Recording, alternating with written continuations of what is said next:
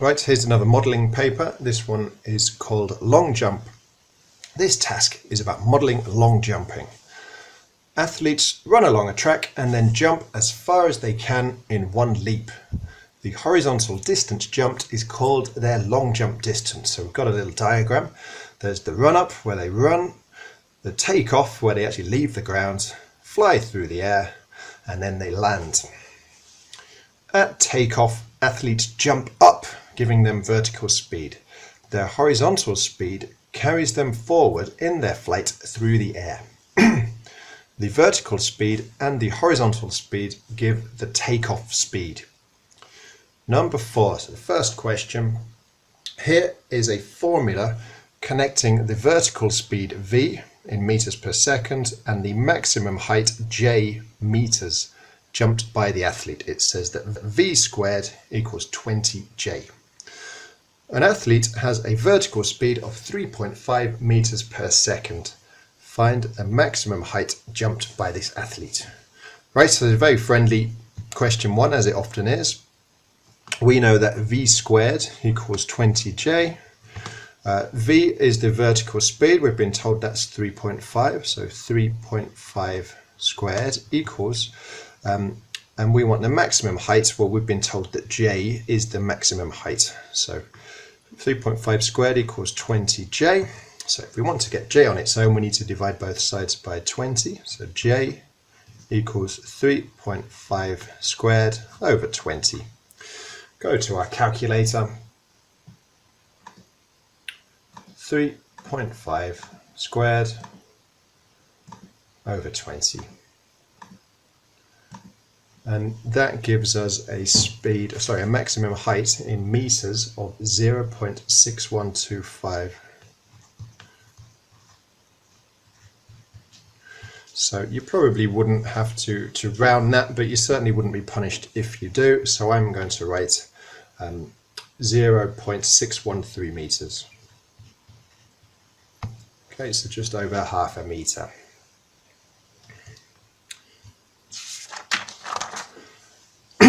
This scatter diagram shows the horizontal speed and the long jump distance for each of 13 athletes in a recent world championship.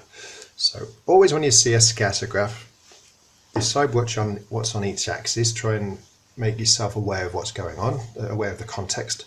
So on the x-axis we have horizontal speed, and on the y-axis we have long jump distance. Now if you remember a bit about independent and dependent variables, the independent variable should go along the x-axis and the dependent variable on the y. So basically what I mean by that is the greater your horizontal speed is, that should cause you to have a better long jump distance rather than the other way around. It's the speed at takeoff that causes the long jump distance, not the other way around. Just think of a time order if you're not sure about that. Then it tells us the mean horizontal speed r is 8.5 meters per second. The mean long jump distance d is 7.9 meters. On the scatter diagram, plot the mean point and draw by eye a line of best fit. So with this particular example, we should always plot the mean point on a scatter graph if it isn't plotted already, which it generally won't be. We've been told the mean r is 8.5, the mean d is 7.9, so we need to find that. 8.5 is easy, it's along here. 7.9, you need to look at this scale, and it's going in 10 space, gone from 7.5 to 8 in 10 intervals. So that's looking like each 2 squares is going up a 0.1. If you're ever not sure about that, just think it's 0.5 is the distance between 7.5 and 8, and there's 10 steps, so you could just do 0.5 over 10 to work out each step. But it's going to go 7.5, 2 spaces for 7.6, 2 spaces for 7.7, and so on. So 7.9 is going to be 2 spaces below 8, and we know it's on 8.5, so it must be there. So nice cross, there is our mean point. Now we need to draw by eye a line of best fit. Now you know that a line of best fit must go through this mean point, and then it basically needs to kind of tell you, it needs to split the data in half really. So it's going to be something like this. Some people count, have you got the same amount of crosses either side? I wouldn't with all, I would never count personally. I just want to know, is it kind of splitting them down the middle? And I would even consider kind of tilting the points, or at least moving my head so I'm kind of looking along this line here so I can see better. So I would move my angle. You obviously can't see my head, but I have kind of tilted it to the side, and I want to go through here like something like this. Make sure I'm going to go along here, split it in half, something like this. And everybody's line of best fit will be different, but I'm pretty sure that would get full marks. It's basically split the data in half, and it has gone through this mean point, which it must do. If you draw a line of best fit that kind of splits the data in half but doesn't go through the mean point, you probably get 1 mark out of 2 for that, but it may be different on an investigation paper. So we've got the line of best fit. Use your line of best fit to work out the equation that models the relationship between horizontal speed and long jump distance. Now this is quite hard, because we're going to have to work out the equation of this line, and it's not going to be particularly easy. You know that general equation of a straight line, y equals mx plus c. M is the gradient, and c is the y-intercept. So a lot of the time on these scattergraphs you can see the y-intercept. We're very unfortunate on this, as the y-intercept would be somewhere down here. So that's not much use. So we're going to have to use a different way, which is we're going to have to find 2 points on the line. So I reckon I can see over here, that's a definite point on the line, and I could potentially then use my mean point. So the only point that we actually know for sure is this 8.5 and 7.9. So we know that when x is 8.5, d is 7.9. Because we are told about that mean point. So we can definitely use that. And the other one, I just looked through here on mine, it just seems to go through on the crosshair. So I'm going to use this point over here, which is at 9 and 8.5. So I reckon that point there is 9, 8.5. I'm only actually using that because it just looks like I know where it is. I would probably, otherwise, if I didn't think that that was on the grid, I would probably be looking at this point here, just because I know it's hitting at 6.5, maybe using that one.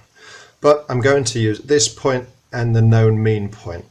So I'm going to find m using this formula. So m equals y2 minus y1 over x2 minus x1. So remember, the y2 is the y coordinate of the second point. So if I take the first point as the one on the left, the mean point, and the second point as the one on the right, then I'll do it like that. So y2 must be the 8.5. 8.5 minus y1, well, that's the y coordinate of the mean point. So y is d, so it tells you d for the mean point is 7.9. Over, and then you've got x2 minus x1, so x2 is 9, remember the x coordinate of the second point, minus x1 is the x coordinate of the mean point, which is going to be 8.5, so it's the r value of the mean point, 8.5. So I would just go to my calculator, put it in as it looks, so 8.5 minus 7.9 over 9 minus 8.5. If you want to simplify that, it's fine, but just don't get it wrong. So that tells me my gradient is 1.2. Yours might be different, but it shouldn't be that different. But everybody's could well be slightly different, and probably would be, because you're drawing a line of best fit by eye. Now, we know that y equals mx plus c, so if we pick a point on the line, we can then substitute and find c. So I'm going to again use this mean point, because the only point I'm certain is on the line is this 8.5, 7.9. So 8.5, 7.9. I'm going to use that as my x and y. Because remember, the equation of a line must hold for every single point on that line, so it must be true for this. So at that point, y, 7.9, equals m, 1.2, x, 8.5, plus c. So then if we find c, c must equal 7.9 minus 1.2 times 8.5. 1.2 times, left myself room there, 8.5, and that equals c. Okay, so go to the calculator, 7.9 minus 1.2 times 8.5. And I'm glad that it's negative, and it's telling me it's negative 2.3. So if you extended this line, I could reasonably believe that that would cross at minus 2.3 potentially. It's difficult to tell with the scale. But c equals minus 2.3, which we know that y equals mx plus c. In this case, we don't have a y, we have a d, and we don't have an x, we have an r. So it's d equals mr plus c. So m is 1.2, so 1.2 r plus c, well c is negative, so it's minus 2.3. So that is quite tricky, but that is how you do it. It's quite a harsh question, but if nothing else, it's a very good revision of straight line graphs. Right. An athlete has a horizontal speed of 6.6 meters per second. This gives a long jump distance of 4.45 meters.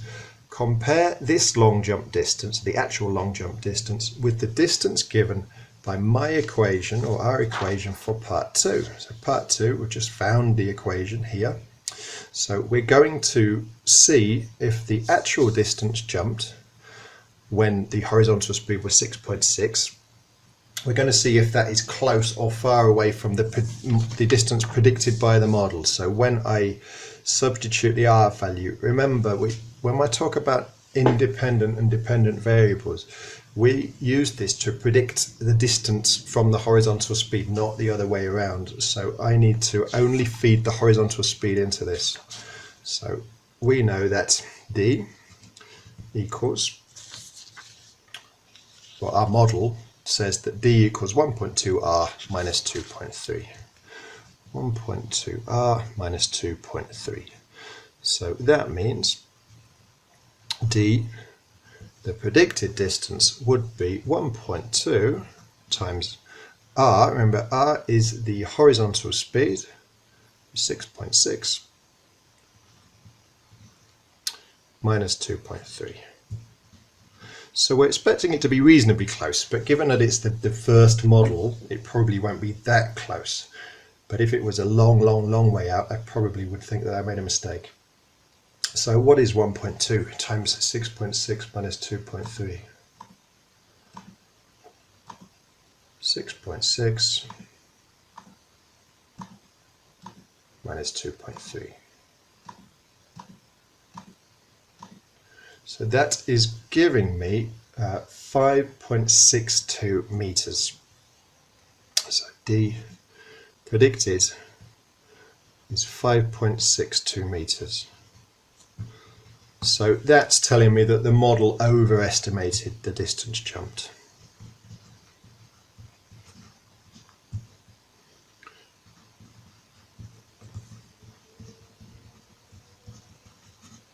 The distance jumped.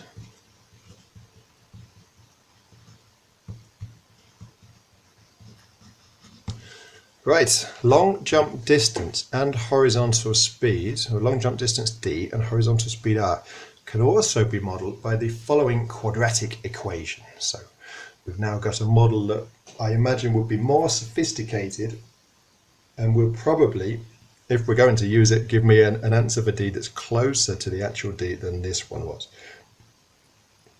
So it can also be modelled by the quadratic equation. D equals minus 0.46r squared plus 8.7r minus 32.8. The athlete in A3, so that's this athlete here, had a horizontal speed of 6.6 meters and a long jump distance of 4.45. They've already told us that. Which model gives a better approximation? So we already know the approximation for the linear model, which is here. Let's see what the quadratic one does. So, and basically, whichever is closest to the 4.45, that's giving the best estimate approximation. So quadratic model, d equals minus 0.46, and we've got r squared. R is 6.6, so here 6.6. 6.6 squared plus 8.7 times 6.6 minus 32.8. Give yourself a bit of room because we're going to have to write a sentence to say which model was the best. Minus 0.46 times 6.6 squared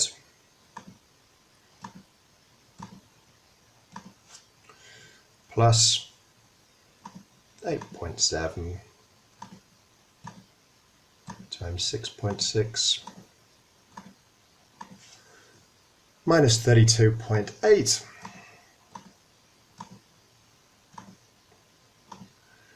So that gives us an answer of 4.824. That is, it's better. Sorry, 4.5824, it's much better. Quadratic model clearly gives a better approximation.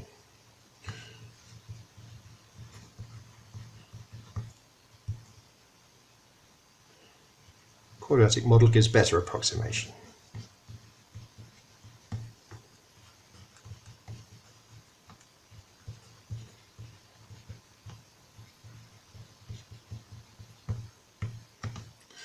Right, sketch the graph of d equals minus 0.46r squared plus 8.7r minus 32.8 for r is greater than or equal to 5 and it's less than or equal to 12. Go straight to our graph, menu graph. If you've got old stuff there, get rid of it.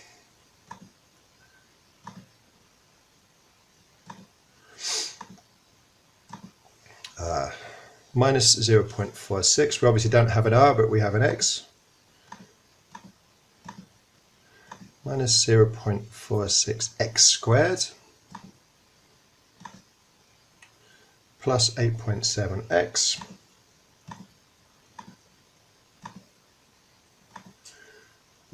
minus 32.8.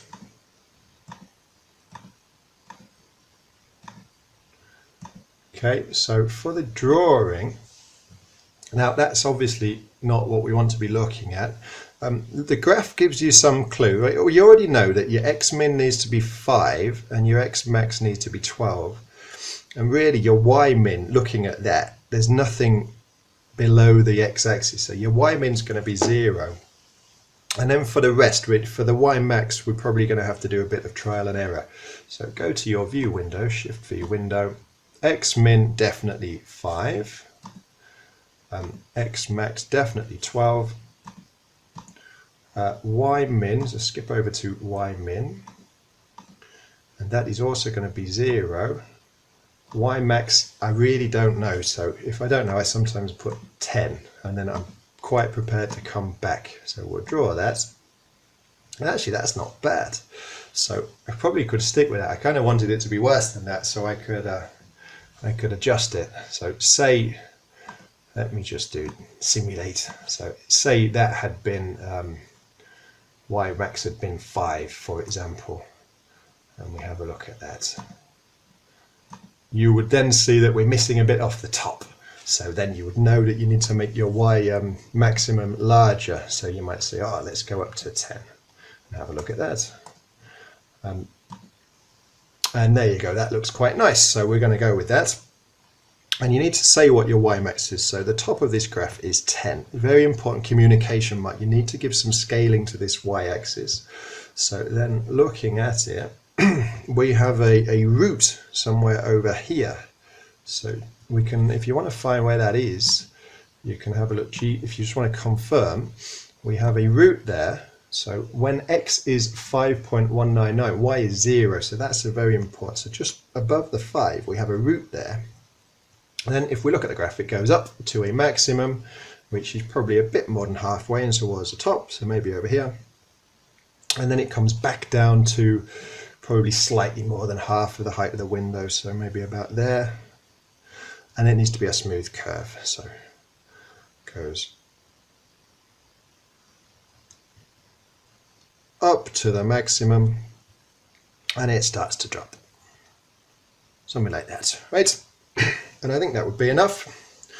Now, write an inequality in terms of r for which the model is valid. That's, I think half of this is quite easy and the other half's probably quite tricky. So one thing you might be interested in is a little bit here. What happens after this root? So I cut my window off, but it is interesting to see. So this is suggesting that there's no distance when your vertical speed is 5.1995. So what if we just change that y min a little bit?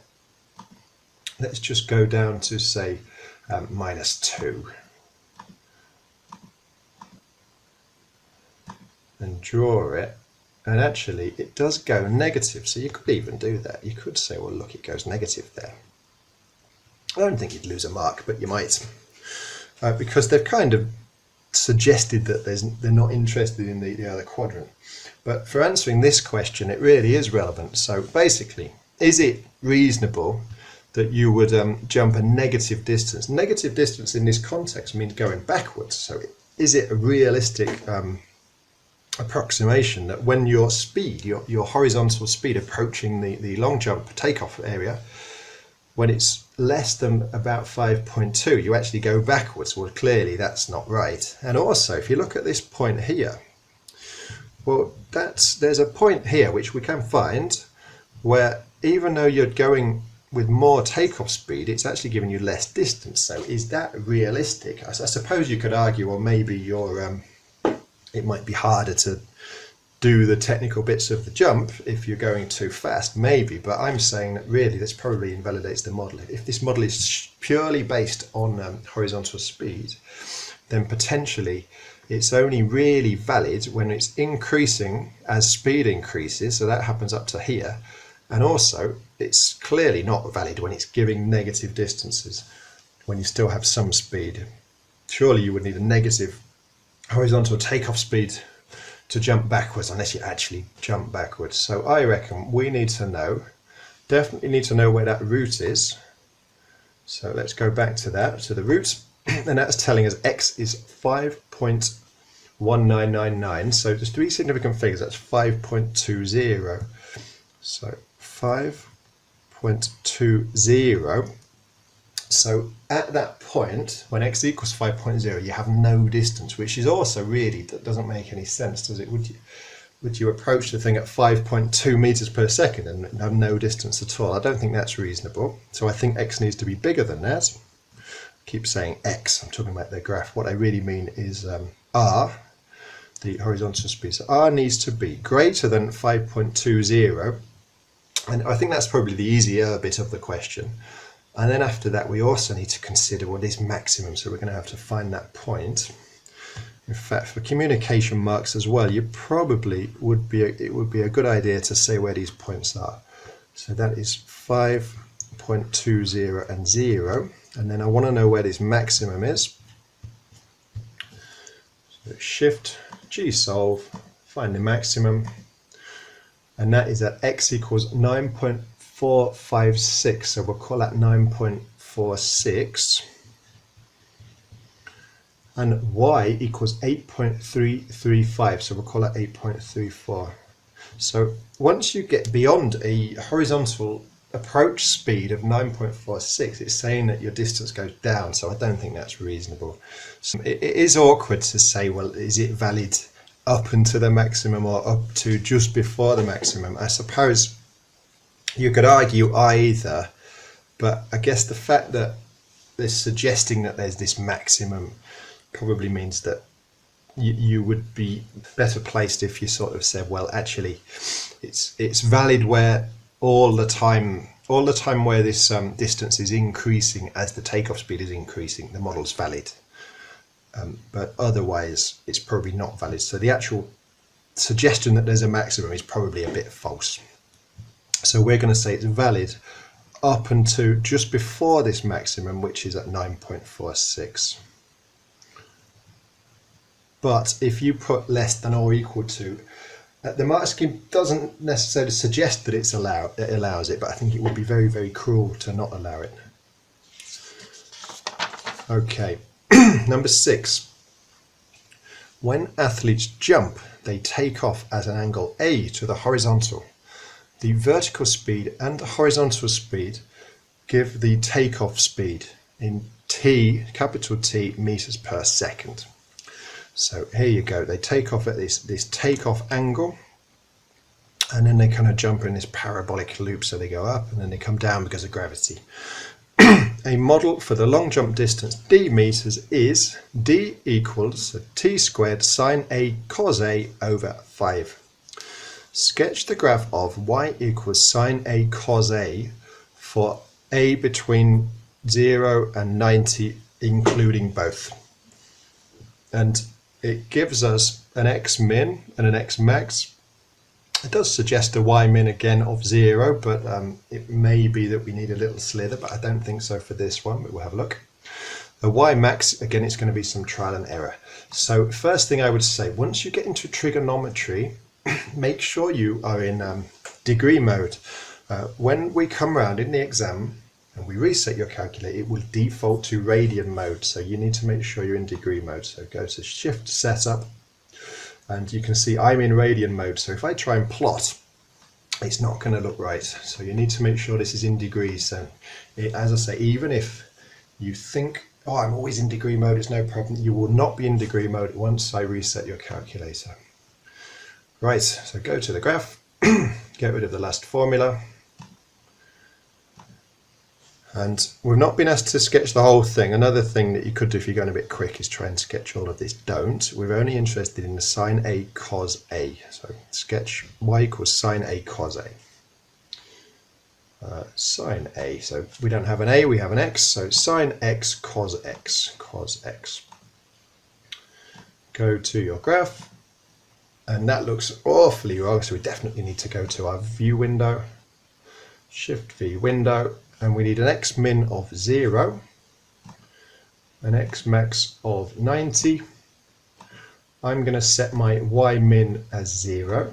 Just looking at this, it probably looks, it certainly needs to be somewhere around 0, and if it just looks slightly wrong, then I'll just adjust it in a bit. Y max, I really don't know, so thinking about sine and cos, well, they both have a maximum of 1. The maximum value of sine a is 1, and so is cos. So in theory, the maximum might be 1 times 1, but in practice it's probably even less than that, but it's certainly not going to be any more than 1. But if you just put 10 and then adjust it later, that's fine too. So I'm going to go up to 1 and have a look. And you can see actually I've got quite a lot of room left. So then it's up to you really, if you're happy with that only going halfway up, or if you want to make your axis a bit smaller and get more on. I think I'll probably stick with that, to be honest. Right, so I want to now transfer this. I need to say where I've gone up to, so I've gone up here to 1. And I could, if you wanted to be sort of quite pedantic about it, you could find where that maximum is. But I'm just going to say it's roughly halfway. It's only a sketch. Looks like that. And also, I could kind of check in here, but again, it's only a sketch. I'm just going to say that goes down to 0, that goes down to 0. You could check it using calculator or non-calculator methods, but I'm just going to leave it how it is. Up to the maximum and down there. Okay, I think that'll be fine. Right. Show that when sine a cos a has its maximum value, the greatest jump distance is d equals t squared over 10. Right, so we're interested in that. We definitely need to find the maximum value. So Shift G solve, and we want a maximum.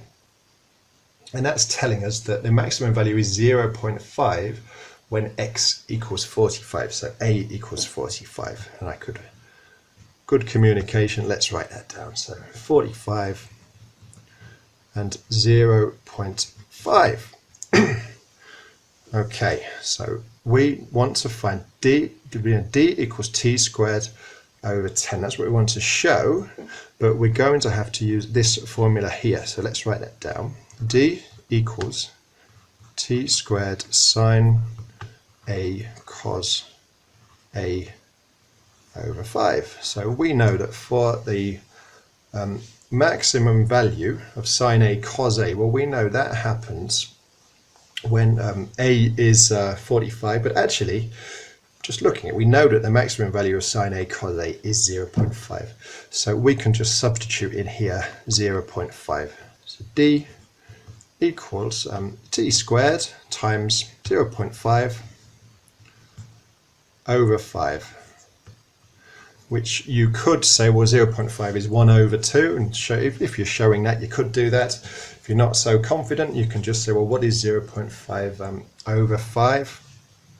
And then just do it like that. But I'm just going to say, well, that equals t squared times, well, 1/2 is 1 over 2, times, well, if I'm dividing by 5, it's the same as timesing by 1 over 5.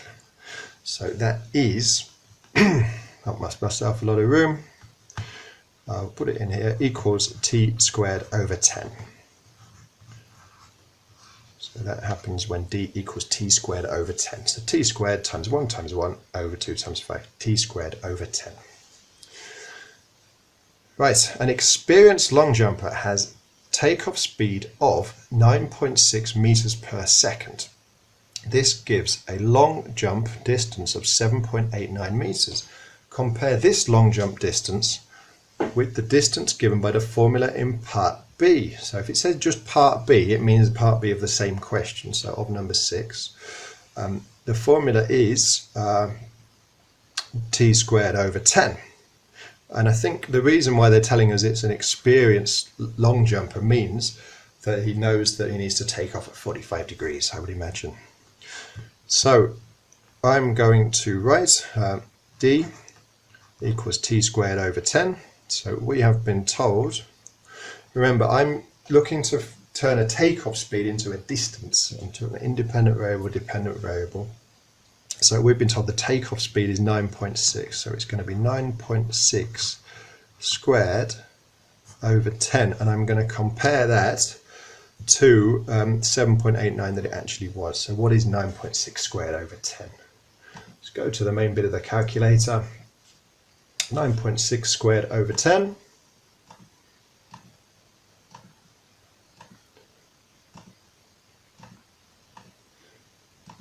And that gives me 9.216. So it's naturally not great. Equals 9.216 meters. So this actually, the model, or the long jump distance is less. Long jump distance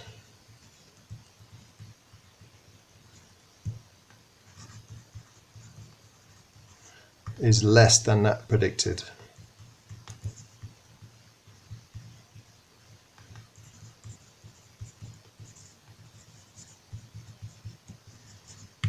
Less than what we predicted. Right, now we're on to the last bit. Takeoff speed T, horizontal speed h, and vertical speed v are related by the triangle, the right-angled triangle below. So here we have a triangle where we have horizontal speed along here, vertical speed here, and then you've got the takeoff speed. So it obviously forms a natural right-angled triangle when you've got the horizontal and the vertical. They're always going to meet at 90 degrees. That's what defines horizontal and vertical. Use trigonometry to show that d equals t squared sine a cos a over 5 can be written as d equals vh over 5. Right, so this is it looks really tricky, and it might be that you try a few things and then you sort of go down the right way. But the key is to you don't actually need to find an expression for t squared. It ends up taking care of itself. But we definitely need sine a and cos a. Right, so let's write those down. And if you just write them down, you're going to get marks anyway. It's quite a tricky question. So let's see what sine A equals. Sine A equals, remember sine is, this is the angle A, if we do our HOA, we want sine, remember it's O over H, SOC tower, it's the SO, so it's V over T. Cos A, remember cos is K, A over H is H over T, H over T. Okay, so if we want an expression for D equals T squared sine A cos A over 5, then what you find is, if when we multiply these things together, you'll have a T squared on the bottom that will wipe out this T squared on the top. I can see what I looked at the start, I thought, well, I might find an expression for T squared using Pythagoras, so you might write something like T squared equals V squared plus H squared, and actually it's not necessary or helpful for this, but writing it down is certainly not going to give you any lose you any marks, but it might lose you some time when you go down the wrong path. So I'm going to write D equals, so it's T squared times, and what I'm going to do, I'm going to pull this apart a bit and say dividing by 5 is the same as timesing by a fifth, so I'm going to park that on the end. Sine A is V over T times cos A is H over T, and then I'm dividing the whole thing by 5, which is the same as timesing by 1/5. That should be a capital T. So you end up with, you could bring the whole thing together, but basically you end up with T squared and then T squared. So you can say, well, T squared divided by T squared is 1 over 1. And then you get your VH times 1, which is just VH over 5, and that's what we want it to be. So D equals VH over 5. Right, an athlete has a takeoff speed of 10 meters per second. This gives a greatest height of 1.25 meters. Find the horizontal speed h and the angle A. You may need to use the formula in question 4. So that's quite nice, because if they didn't tell me that, it would be quite tricky. So I'm going to go back to question 4 and see what they're talking about. So question 4 was actually the very beginning. And remember, it's looking at greatest height and takeoff speed. So can we find a formula that involves either or both of those? So you know, here's a formula connecting vertical speed V and maximum height J. So yes, we know that V squared equals 20J. So let's write that down. V squared equals 20J, and V, it tells us, is vertical speed, and that is exactly the same V as this vertical speed in this formula. So this V and this V, they are the same V. So we have been given a greatest height, so that is our J. So we can then find V from this. So V squared equals 20J, J is 1.25. So that means that V squared, well, 20 times 1.25 is times 1.25. That gives us 25, very handy. V squared equals 25, so V must be the square root of 25, which is 5. So now we know V is 5. We are looking for the horizontal speed. We know the takeoff speed T. We have T, which is 10. So we have T. We have V. V equals 5. And the thing we are looking for is H. H equals question mark. So actually, if we just look up here, this is the thing that probably will be quite handy. Here is an equation connecting T, V, and H. We have 2 of them. We just need the last one. And it's quite nice because we didn't get to use it before, and we get to use it now, right at the end.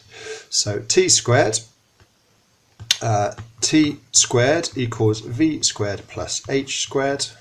10 squared equals 5 squared plus h squared. So 100 equals 25.